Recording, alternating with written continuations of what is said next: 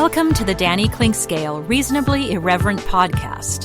Insightful and witty commentary, probing interviews, and detours from the beaten path. Welcome to Danny and Stan's Football Weekend, presented by Park University, right here on the Reasonably Irreverent podcast for this week, and a lot of smiling faces football-wise around here. And again, one group of fan bases just got to kick back and watch other teams play football with the knowledge that they're undefeated. Kansas, their fans gave their team a standing ovation, even though they lost the game against West Virginia. And, of course, for the Kansas City Chiefs fans, it's just one big party right now as they continue to watch really electric football, reasonably predictable results. Did it get a little tight at the end? Yeah, but really it's just all kinds of fun, and another matchup with an undefeated team coming up this week in the Detroit Lions. We'll explore all that with Stan Weber, as we usually do, diving in deep on Danny and Stan's Football Weekend, presented by Park University. It's straight away up next. Before you spend your time and money going after an MBA, ask yourself why. Is it so you can tell people you got your MBA? So you can add a line to your CV? So you can call it a CV instead of a resume? Truth is, any MBA will do that. On the other hand, if your goal is to learn how to successfully manage and grow a business with real-world insights from experienced professionals, well, consider getting your MBA from Park University. Our low student-to-teacher ratio gives you personalized attention, and our face-to-face and online classes offered in 8-week terms are designed with working professionals like you in mind. No wonder the Kansas City Business Journal ranks Park University as the top MBA program in the area. Classes begin June 10th at all 4 KC area locations: Parkville, Downtown, Independence, and Lenexa. Visit park.edu to get started. I was duped, and I recommend you be next. For better or worse, the ultra-realistic impression of me sits now in my wife's office to spook her on a daily basis. So what is Doob? D-O-O-B. It's the keepsake of a lifetime, a 3D-generated, incredibly lifelike figurine. 66 cameras take an image at exactly the same moment in any pose, and state-of-the-art 3D technology transforms that into exact replicas of you, anyone you know or love, a pet, whomever is close to your heart. Create lifetime memories with a Doob. Visit their Facebook page at Doob 3D Kansas City, or better yet, see their incredible creations. Visit their location down on the plaza in the heart of it at 231 West 47th Street in KC Mo. Doob, be next. Sumner One is the company to make your office maximize efficiency. Their family of companies make up one of the largest independent dealers of office technology in the Midwest.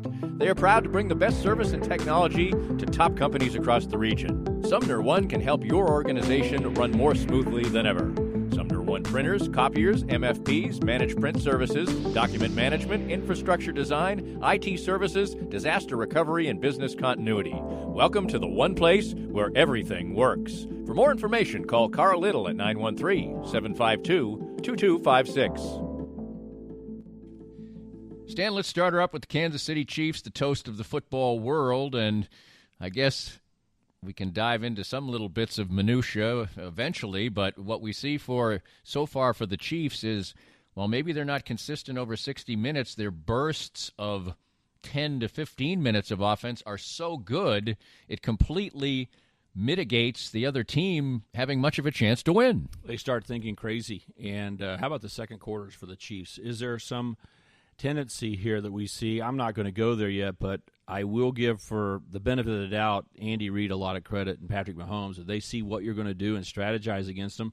If it causes them some issues in the first quarter, they seem to just say, well, let's just move on, and here's how we got an answer for that. Let's go execute. And the second quarters have been outrageously good for the Chiefs. They changed the dynamics. First of all, I think one of the stories of the weekend when you watch around the NFL was how packed Arrowhead was. It reminded me of Marty Schottenheimer at 89, 90, 91, 92, when football really was back in Kansas City.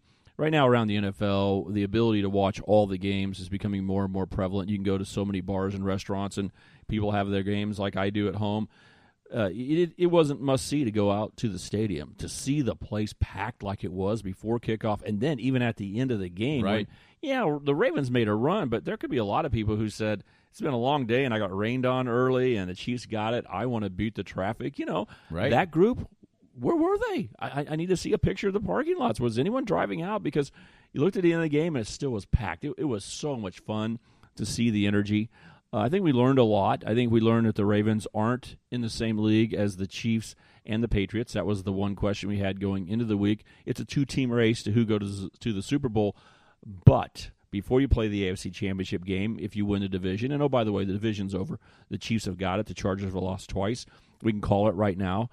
So now you're thinking about positioning, getting a bye, and having home field advantage throughout the playoffs. All those things are in play.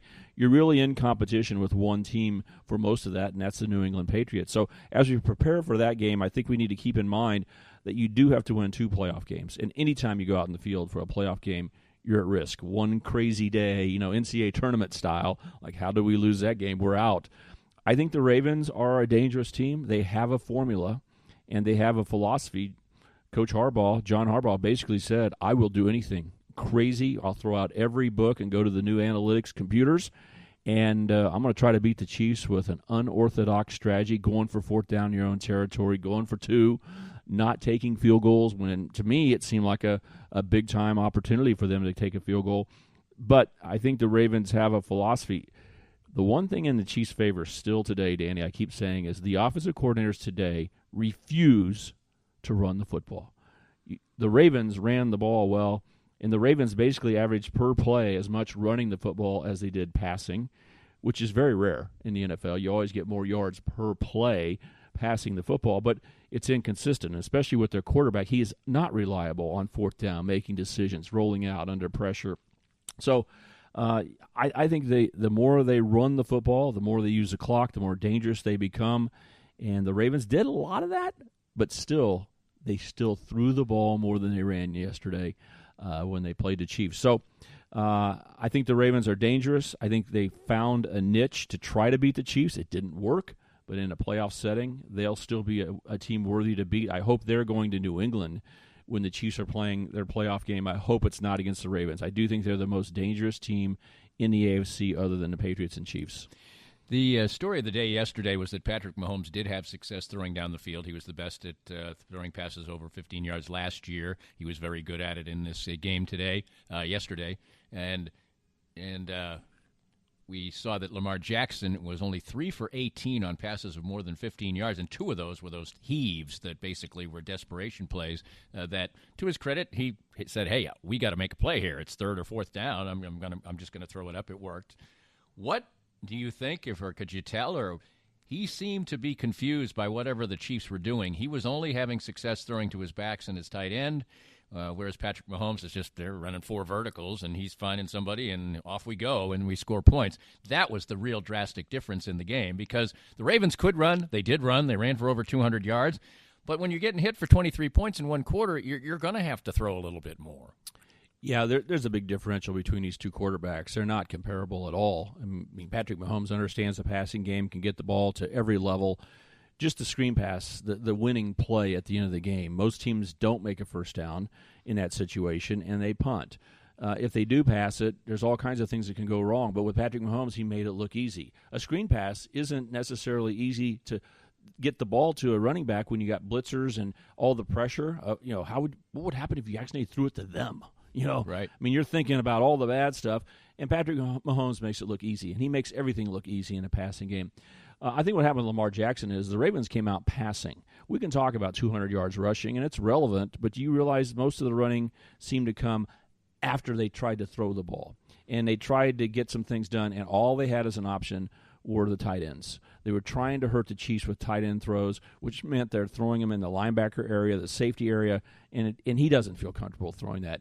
We said it last week on the show, it's double or nothing. If you can run the ball, and I should have said maybe more first, then you have the chance to take your shots. You get your one-on-one, and you get Hollywood out there flying down the field for the Ravens. That wasn't the passing game that they had. They were throwing the ball into coverage. They hadn't established that they can pound the rock and run the ball, and they didn't do it until it's too late. I mean, they were behind by a bunch before they started saying, well, maybe we ought to run once in a while, and they started doing it. So I think the Ravens become most dangerous if they come out saying, yeah, we'll do a couple bootlegs and hit a tight end here or there, but basically we're going to run the ball down your throat And if that works, then we're going to open up the passing game. I thought the Ravens came out and passed. The Chiefs defense, give them credit. They didn't allow the passing game to be easy. The couple of lobs that they had, you can be mad if you're a Chiefs fan, like how in the heck did they get complete? But I would more say it's unlikely a play like that's going to come back. And, in a normal NFL game, you don't draw up the play where the quarterback with a guy hanging on his ankle throws it up for grabs and your guy doesn't knock it down. You can be mad today, but I'm not worried about projecting that into the future. Chiefs did some stuff, but again, the theme stays the same. I don't think the Chiefs are dominating up front and stopping the run. And I thought the Ravens were successful. It wasn't just quarterback run. It was regular running plays, and they were gashing them a little bit more than they had earlier in the year. I didn't think we saw as many square shoulder pads making tackles in this game. It was more like, ooh, and reaching out and hoping to grab something. But the Ravens are a dynamic offense with a running quarterback and a deep throwing game. Remember, you really do have to respect 45 yards downfield against the Ravens and then a quarterback running. That stresses your defense a lot. So let's give them an incomplete rather than downgrading the Chiefs defense and saying, look, they couldn't stop anybody in the run game. I think we think the same about them. The offense, if it is in high gear, normal gear for the Chiefs, will overwhelm the deficiencies of the defense, i.e. 2018 Chiefs. But New England and maybe these Ravens can get the Chiefs in a game where the running game does matter, and I'm still scared to death that if someone comes out and punches the Chiefs in the mouth and runs it at them and says this is how we're going to win the game, i.e. Bill Belichick, he's the most likely to do it. He did it last year in I formation at times. It's still hard to win 2 playoff games to get to the Super Bowl, but it's crazy after 3 games. I mean, it's easy for me to project. Chiefs win the division. It's over. And now it's very unlikely anybody's going to beat you out for the 2nd seed. So we're only a week or 2 away from saying we got the bye taken care of, and it's flat out, is it New England or the Chiefs that are going to host the AFC Championship? Lions this week, they're undefeated. They're 2-0-1. I don't think anybody ever believes that the Lions are going to do anything that great, but they do have a solid defense, and they have a dangerous quarterback, and the game's in their building. So I guess we always talk about danger factor when we talk to you, some danger factor. I don't know. Till the Chiefs get beat, I don't expect them to lose, period. It's okay to have that confidence, Danny. It really is. If you're just an optimistic fan, if that's the role you like playing, chest out, confidence, I wouldn't argue with you. Right. No way. That's not my stance. I'm just the opposite. Like, okay, what could go wrong this week? I was watching the Chiefs take care of the Ravens. I was also watching the Cowboys beat Miami, and I'm still sitting there going, here's how you could lose this thing, even though it's the Dolphins and the Tankers or whatever, the Miami Tankers or whatever they are. So I definitely say this is an NFL game. Chiefs are favored by less than a touchdown. You're on the road. Stuff can happen. So, yeah, this is a legitimate game and one you could lose because at the end of the year, I don't think we're going to see 16-0. I don't really believe that's in play. So which day is the day the ball gets tipped up and goes the wrong way? It definitely could be against Detroit. I think they're gaining confidence. They have a coach who, defensively probably has his arms around the game very well. Offensively, I'm not sure. I don't think he's a great head coach, but he does have Belichick ties, and guess who he might be talking to this week? Right. You think Bill may have a few ideas for him about how you beat you beat the Chiefs? Now, Bill may not tell him the truth. That's the good news. Because he goes, you know what? This tape will be the one the Chiefs use when they get ready for us. When they're trying to see how we're going to play, they're going to go back to that Detroit game and assume I told them, so I'm going to tell them the exact opposite. I mean, I wouldn't trust Bill Belichick if I was Patricia at all, but he'll make the call.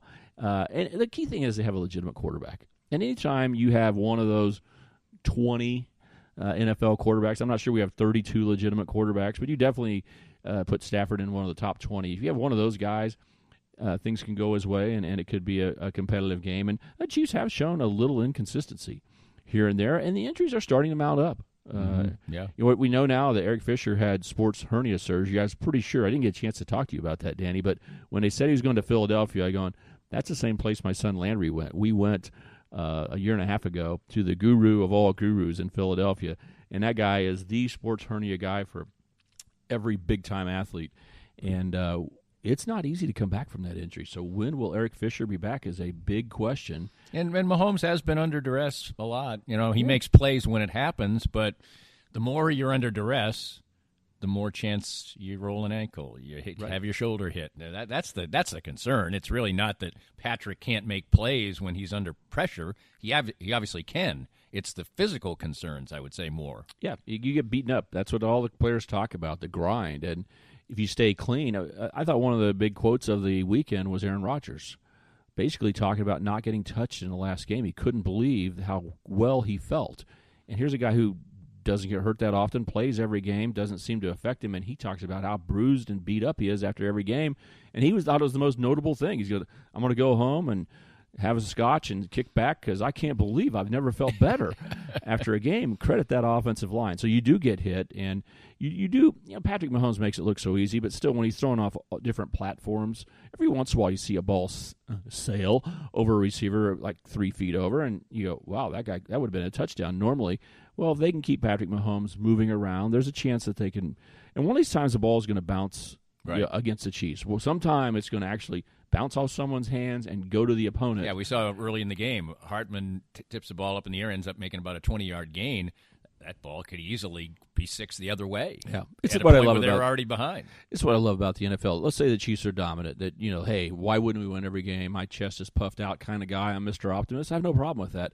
But it's very unlikely they're going undefeated. Versus if you're an Alabama fan, as an example, some of these games you just laugh and go, "There's no way we're going to lose." Right. And even if things did go against us. We probably are going to go undefeated. I mean, we got to play well against Auburn, and they'll pick 3 games out. That's not true in the NFL. The Chiefs are good, but we can't disrespect that. The fact is, you definitely can go lose a game. So it'll be fun this week to see him play at the high level of competition, and that's what's fun about Andy Reid. He isn't cocky. He's like, yeah, we're going to have to get back to work because it's the NFL. This isn't easy. It may look easy to you, but I know it's not. It'll be fun to see him at Detroit. Detroit has so much to play for. And now the Chiefs are going to start getting the best from everybody. Right. And that's a different phenomenon, too. The Chiefs haven't had to deal with that. This is about the first time where when you talk about the featured team in the NFL, you think in your mind, you have to say Patriots. You have to. But because they're in the AFC East and they're just kind of rolling along and we're kind of sleepily waiting for them to get to the playoffs, and you just mark them down, division champs. No, the Chiefs are really the team everyone's focused in on. Right. So I think the effort you're going to see from the Lions, even NFL players get excited when they have a chance to be 3-0-1 and beat the Chiefs at home in a featured game in the NFL. The Lions will play well, I think. We'll talk about college football coming up next, some games and some issues as well with Stan as we roll on Danny and Stan's Football Weekend. More of Danny's Reasonably Irreverent podcast after this. We're here with Joe Spiker, the president of Easton Roofing. And Joe, you worked for other companies in the construction industry. What inspired you to start your own company in Easton Roofing? Well, Danny, when you are working for somebody else, you oftentimes don't get to see the project through from beginning to end, and you don't get the final control over the customer experience. And I wanted to build a place where people can come and get work done on their house and not have to worry about being treated the wrong way and get a good customer service experience start to finish. The company slogan is Where Integrity Matters. Why is that so particularly important to you? Well, for us, what that means is treating each other with respect at work, treating our clients with respect, and making the right choice, especially when no one's looking. So when you're presented all the time as a contractor with choices that have to be made, are you going to make more money on this if you cut a corner? And we just wanted to make a place and a slogan that said to our people and to whoever is our customer, we're not going to do that. We're going to make the right choice regardless of profit. Easton Roofing, where integrity matters. Get a refreshing change of your expectations of a sports bar and restaurant at the 23rd Street Brewery in Lawrence. Matt Llewellyn's welcoming spot at Clinton Parkway in Cassold covers all the bases, like their own handcrafted beers and all the televisions you need for great sports viewing. But it's the large, varied, and delicious menu that stands apart. From a favorite of mine like the awesome ahi tuna appetizer to great sandwiches, outstanding pizza, and truly fantastic entrees, the 23rd Street Brewery has it all. Matt and his friendly staff make it that much more enjoyable. Food until 10, fun until late. The 23rd Street Brewery is a can't-miss stop when you are in Lawrence. Looking for a truly unique escape from your normal entertainment or corporate team-building regimen? Stay tuned for an exclusive offer only for Reasonably Irreverent listeners. I'm excited to tell you about an extraordinary destination, the Exit Room, located in the heart of beautiful downtown Lee Summit. The Exit Room is a distinctive entertainment option that offers a cool alternative to the normal couples night out, family get-togethers, and corporate team-building events. The Exit Room is a one-of-a-kind boutique escape room catering to special occasions and corporate team-building events and is unmatched in the Kansas City metro. With 5 individually designed and varied escape room adventures, your party or employees can unplug from their electronic world, interact with one another, match wits, and ultimately escape the humdrum of the ordinary. The Exit Room adventures cross decades and centuries and create fascinating fun. I know the owners well. They are local folks, their staff is warm and friendly, their lobby is inviting and beautiful, and their adventures are award-winning. Check online. There are over 1,000 reviews, and note that they are a rare 5-star ranked business. Visit their website and Facebook page, and any of my listeners who books online at theexitroomkc.com using the promo code ClinkScale19 gets 10% off any ticket purchase. The Exit Room in Lee Summit. Unplug, interact, and escape. For many people, a family law case will be one of the most difficult experiences in their life. The law firm of Kenneth McRae will help you through it. Personal and effective help from Ken in concert with you will develop a unique strategy for your unique case. As Ken always says, divorce can be civil law, not civil war. Licensed in Kansas? Visit McRaeLawOffice.com or call 913-972-4765. Back on Danny and Stan's Football Weekend here at the Reasonably Irreverent Podcast. It's presented by Park University.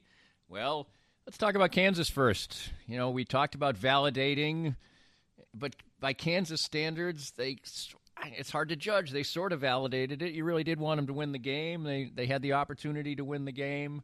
You know, they fought. They didn't, when it looked like they were for sure going to lose, they still battled. The fans gave them an ovation. They hung around. There was a good crowd. So there were a lot of things to think about. But the other side of it is there's only going to be 2, 3, 4 games that are realistic games for Kansas to win, and this certainly was one of them, and they didn't. Yeah, the long-term attitude is definitely positive. There's no way a Kansas fan can't say we're playing more sound football. Les Miles effect is absolutely there, and it was a fun afternoon of solid football, and the Jayhawks will not quit. Again, things didn't go well around the halftime. A big philosophy Jimmy Johnson really taught us from the Dallas Cowboys: score right before the half and then get the ball to start the second half if you have the coin toss working that way, and go down and score again. And it's so demoralizing because the opponent's offense hasn't done anything wrong, and plus the timeout, they've probably 45 minutes since they were last on the field, and you're looking around going, guys, we got to pick it up here. Something's wrong, and you haven't done anything wrong. And that was a big factor in the game. West Virginia did that. They scored right before the half, got the ball, and scored the second half, and it made it seem like they were in control of a game that was very even. Turnovers are a problem. You know, Kansas lost the turnover battle.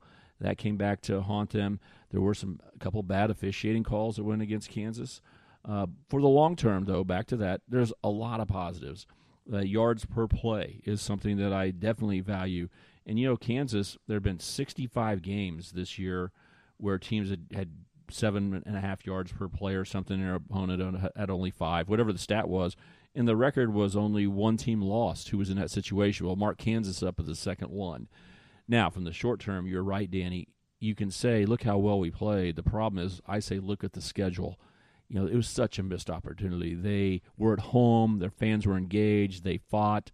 And they had a real chance to win against a West Virginia team that struggles at quarterback. Austin Kendall, the transfer from Oklahoma, is not a dominant player. He refused to run, for instance. I mean, they ran zone read, and he could have pulled the ball 5+ times and taken 5 yards easy, and he didn't. He made it easy for KU. The defensive end who's unblocked just went and tackled the running back for no gain or a loss, and until they tried to run out the clock, he finally kept the ball and took it around the end for a good run. Missed opportunity, how damaging is that? That's an interesting question.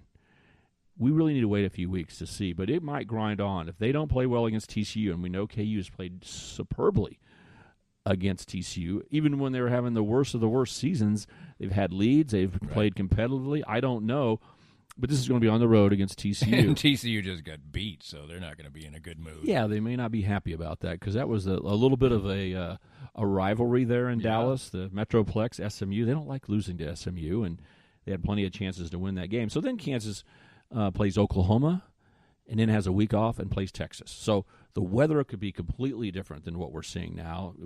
We're turning from summer officially to fall, and the weather's kind of nice. I mean, it could already be kind of cold and nasty the next time Kansas has a real chance to win a game. And then what does this mean? Does this just fall away as another loss? So I think psychologically this game is kind of a question mark. How much will it linger when you miss an opportunity to win? I happen to believe it's a big deal, normally.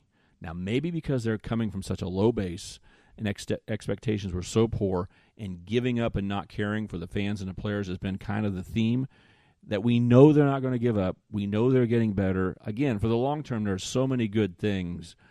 But for the short term, when we get to the latter third of the season where Kansas has some home games that they hope to compete or win in, will this game hurt them? Will it be a burden on their shoulders?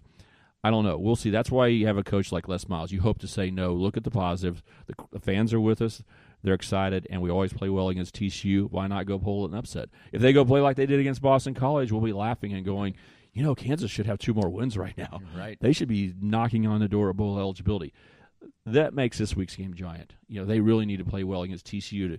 To make money thinking you're going to play well against Oklahoma is not good. and Texas has become more solid with Sam Ehlinger as quarterback.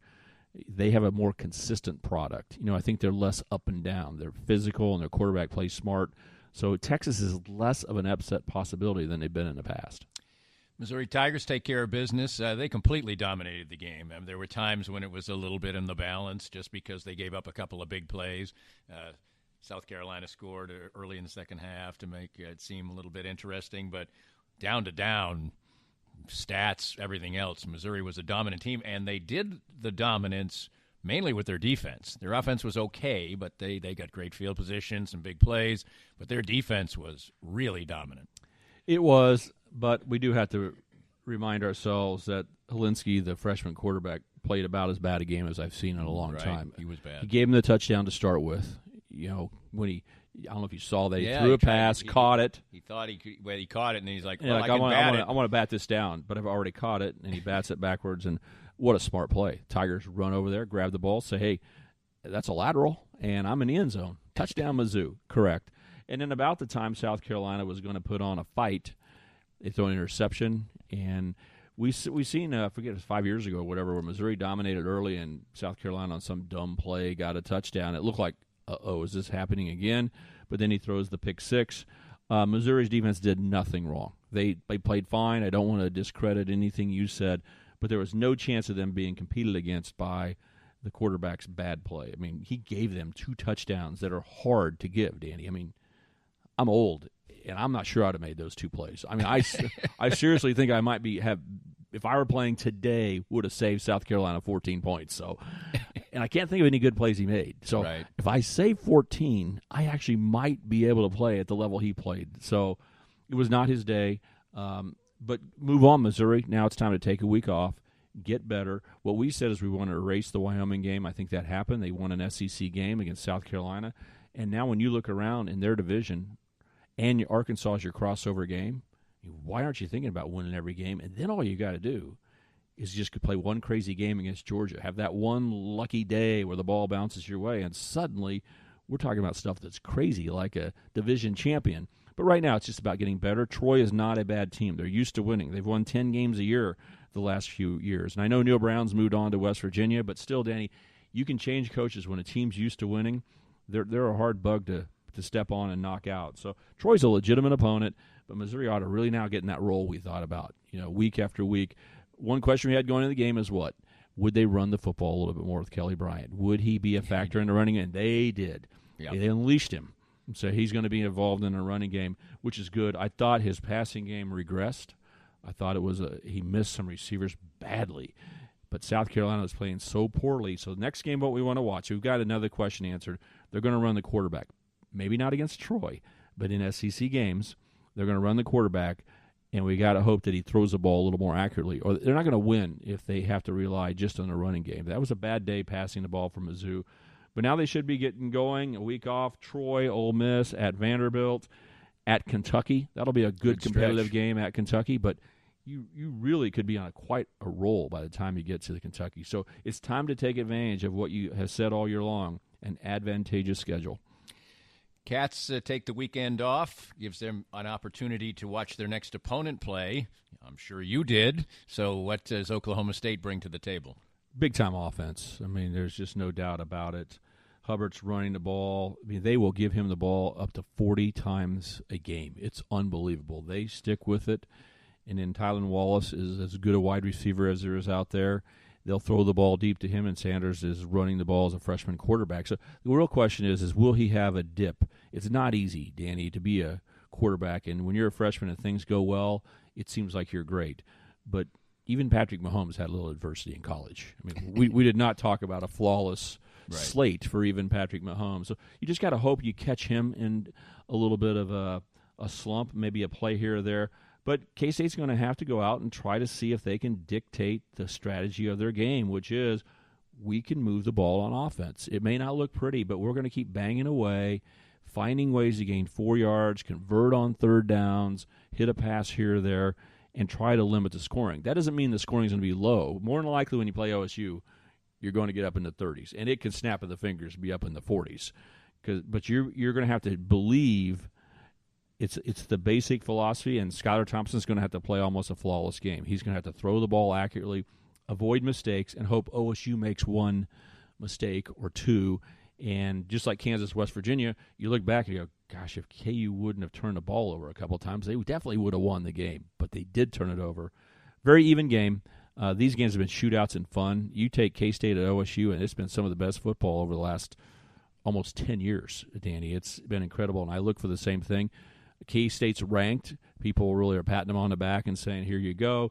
But OSU's the favorite in the game at home. So it's about what I expect, very, very much NFL-like. Like, I don't know who's going to win, but I know as a K-Stater, there's no reason to be intimidated. There's no reason to go out and say, oh, my, that's the New England Patriots. No, it's just another game. It's another week in the Big 12, and every week's going to be – you're going to have to get used to just playing and playing.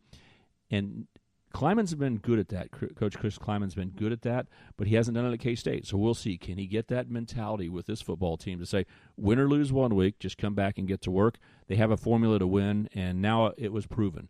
Against Mississippi State, they have the physicality to play up head-to-head with anybody, including OSU. Let's talk one college football issue before we wrap things up. And before we tape this, I was coming over, and Houston's quarterback who's played all 4 games, has played well. Houston's been sort of a reasonably high-profile team this year. They've played a couple of important games that were considered marquee games of the weekend. And this dude, who's a senior, just up and decides that he's had enough football at the University of Houston and he's going to transfer and play somewhere else next year.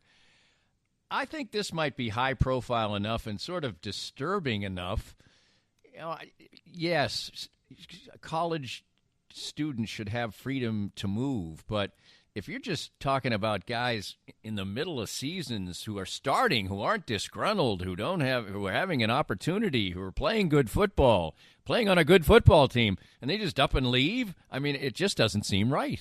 Well, he was a big-time guy last year, and AAC preseason first-team quarterback, playing well, a returning starter, and a senior.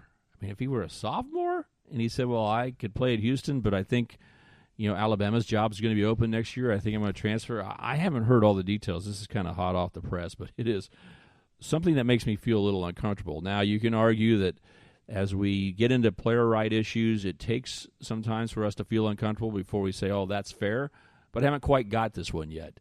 There was a lot of justification for Kelly Bryant to leave Clemson last year. They said, well, he was told that week he wasn't going to be the starter anymore. And I didn't feel so comfortable about that, and I feel bad about it. Now he's a Mizzou quarterback. I really don't want to blast him, but if he were the USC quarterback, I'd probably be harder on him. Like, what the heck? Why did you leave after 4 weeks? He could have stayed and not played. Right. Said, Coach, I'll be here for you, but I'd rather use a red shirt. But he became a free agent, was out watching college football games, and now we got Houston starting quarterback doing this. I really can't wait to hear what the logic is, because you'd think if he thought of himself as a pro at 5'11", maybe he isn't thinking of himself that way. But what's he looking for? What more does he these want days to be you would this? think of yourselves that way because of Baker Mayfield, Kyler Murray. I mean, Yeah. so any people of any size are probably thinking So they why can do is it. he leaving his senior year to wait to come back next year? He's not just retiring because he doesn't want to get injured the rest of the year, is he? I mean, I haven't heard the whole story. I know. Well, it's just happening. His father tweeted something out. So, It's, it's just it's a little, and the thing is, it's most prevalent at the quarterback position because you don't play. I mean, in this case, he is playing, Right. But we've just seen willy-nilly, the transfer portal used so much by quarterbacks that there is something a tad bit unseemly about it. I mean, there's just and there's no way to think of, not forget about the school, okay, which I don't want to, but forget about the school itself.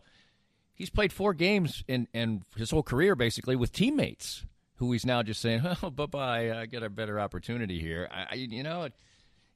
Maybe I'm not old-fashioned in any way.